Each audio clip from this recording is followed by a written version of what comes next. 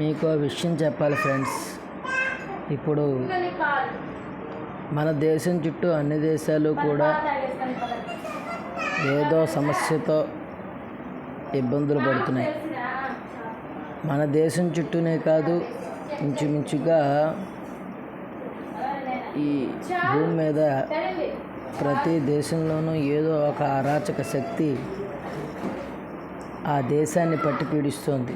మన దేశానికే కాదు ఈ సమస్య, అన్ని దేశాలకి ఉంది. అయితే చుట్టూ అగ్నిహోత్రం అలుముకుంది. మన దేశంలో ఇప్పుడు మనం బాగానే ఉన్నాం అనుకుంటున్నాం, కానీ ఈ కార్చిచ్చు మన మీదకి కూడా రావచ్చు.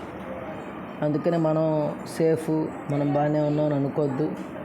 అందరూ జాగ్రత్తగానే ఉందాం, ధైర్యంగా ఉందాం, సహనంతో ఉండాలి. అలాగే ఏదైనా సమస్య వస్తే సమిష్టిగా పోరాడే తత్వం కూడా అలవరుచుకుని ఉండాలి. లేదంటే భవిష్యత్తులో మనకి ప్రమాదం ఆహ్వానించేసి మనం అవుతాం. అందుకని అందరం కూడా జాగ్రత్తగా ఉందాం, ధైర్యంగా ఉందాం. జై హింద్.